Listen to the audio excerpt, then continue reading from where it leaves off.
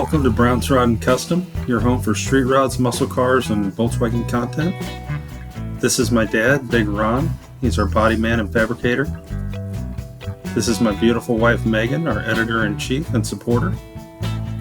And this is me, Adam, the designer and mechanic for our projects. If you find our videos helpful, like and subscribe for more content. Hey guys, welcome back to Brown's Rod and Custom. It is Monday, August 11th. It's about 4:32 in the afternoon, and I am back. I just got back from Georgia. Went up and visited my wife's family up there. Xander, you're the man. But yeah, we're back. So I thought I'd kind of give you a rundown of where we're at. Big Ron's been here doing body work on the 58 Apache.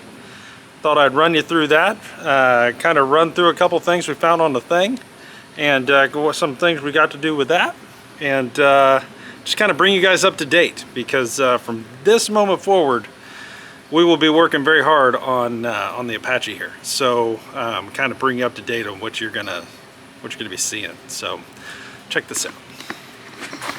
58 Apache, there she is. The man, the myth, the legend, Big Ron. I know you guys have missed him. Alright, so here's where we're at. So he's been working a lot on the back of the cab, and we'll get back there in a second. But I wanted to show you guys this. This is that smooth cowl we put in. That'd be the last video that you guys really saw where we were working on a car, not a car show thing. And what we did is he went ahead and ground this down, all metaled this here.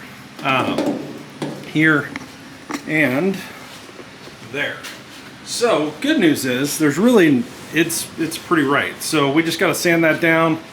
Probably put a little skim of body filler on there, and we should be in a whirl. So pretty happy with that. Now, where he's been working in the jams in here, cleaning this up, in particular on this side quite a bit. But as you guys can see, the cab corner area is here, right? And across the back where we put that whole panel in all the way across, and it had that weld and the seam and everything. So he's went ahead and started skimming that and sanding that down and kind of bringing it into its own, as well as the gas filler door area. It actually feels pretty good. That's almost probably ready for primer. And then spots like this, he's still got to sand down, but this was a big dent that was there. But got a little dent here we got to hit still, but not bad. And he's been working on this, sanding and putting on and taking off and doing all the things. And it's starting to kind of come into its own on the back, which is really good. So here's the next thing, okay? The next thing we kind of have to do is cut this rod out here, right? We got to get this rod out of here, probably up to here on this line right here. I don't know that I want to get into this. This is good. The lip is good. It's just right here where it makes that kind of 90 there. So we're going to go ahead and probably cut it here and here, something in that world, and put a new piece of metal in there, and then get that looking right. That's step one. Step two gets a whole lot harder. So here's the deal.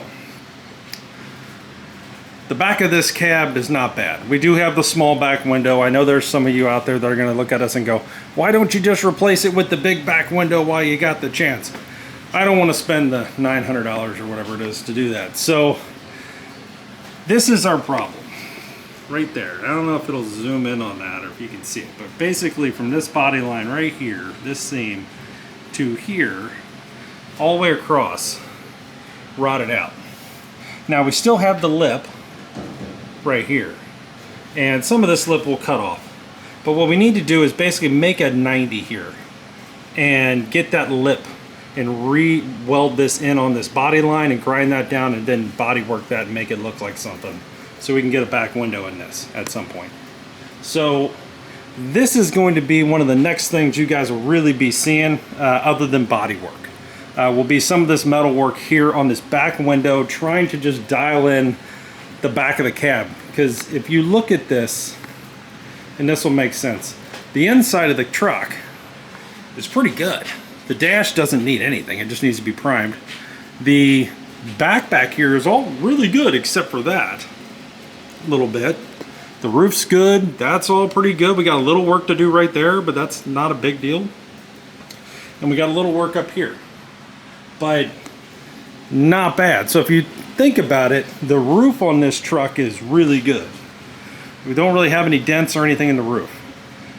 If we can get the back of the truck dialed in, that's the back, the roof, and the interior of the truck that are pretty good. The door jambs are not that far off. There's a couple days of body work in the door jambs. That's not terrible. This is going to be more of a challenge than anything. Just dialing all this in, and that's really not that big a deal, but it's not going to be fun. There'll be some grinding there. Some of this needs to be ground down some more on these welds and this, that, and the other, but just dial this in a little bit. Like you can see this one's hanging down right there. But the goal will be just trying to dial all this in. Firewall, I mean, isn't terrible. The cow's not bad. I mean, there's body work to do, but it's not like crazy body work to do, if that makes sense. Now, the doors are another story. They're gonna need some body work. But most of the cab, a lot of the stuff, one, you'll never see. Once you put the fenders on this, not that we're not gonna do it right, but you can't see any of this, right? And then you got the inner fenders and the hood and all, like, just things go away. You cannot see, even if you wanted to, you'd have to disassemble the truck to see a lot of this stuff. So we're gonna do it right for sure, but you know, there are areas that definitely need to be just dialed in, like the back. But our biggest concern right now is this rod around the window. That's basically what I'm getting at here. So we got to get that dialed in sooner than later. And then we got to do the doors. You know, this door's pretty much there. That door we got to put the bottom patch panel on, which you'll be seeing here in the next couple weeks. The bottom patch in and out, inner and outer. We got all these little holes to weld up. We got to buy a set of mirrors. We have the holes here for the mirror on the driver's door, but I don't have them for the passenger, and I want to be able to take that mirror and mount it on here and mark out so I can put my nutserts in and get all that kind of dialed in so we can put the mirrors on it. And we're going to do factory style mirrors, so that's gives you an idea from a design perspective what we're doing. But yeah, so that's kind of where we're at. That's what we're going to be doing. The Volkswagen thing here is looking good. We thought we had an issue with the transmission, but it really, on the back where the shift rod attaches to the transmission, that screw came loose. We had to tighten that up because I was having trouble getting it into first and third gear. And at the Nationals, I was like, what is happening, right? And it was because that was loose and basically almost off. So now that's back on. Everything works great now. You will see me doing some work on this probably over the next week or two. I still want to work on the steering a little bit. I still have some issues. Not really issues. It's just tight in the front. The steering's tight. And even with the new steering box, the steering column rebuilt, I got an idea of what I think might be wrong. Not necessarily wrong, but maybe just not 100% right. And we're going to get into that. And we won't get into that right now, but we'll get into that later. But there will be some work done on the thing here over the next couple weeks. And then me and Ron are also discussing possibly pulling the front fender off of the Chrysler while it sits here, because none of this is going to move anytime soon, and removing the steering box and getting that ready to go get rebuilt. We're going to put a modern style feel steering box in it. They're going to rebuild it to a modern feel, if that makes sense. You get rid of that play in the steering and everything. So that's the biggest challenge with this car, is it's almost impossible to steer it right now because the power steering's unhooked. So it's takes 2 men and a boy to turn it at all, but we need to get that fixed. So that's going to be happening in the background as well. But yeah, we are back. Big Ron, love you. Thank you, brother. He's been holding it down. I apologize for not actually having a video like this for you guys for a while now. we went to Louisville, and I do have an NSRA video I'm going to put out probably in the next couple days. Me and Lizzie and Megan went up to Georgia for the last like 4 days, but I've been trying to post anything I can.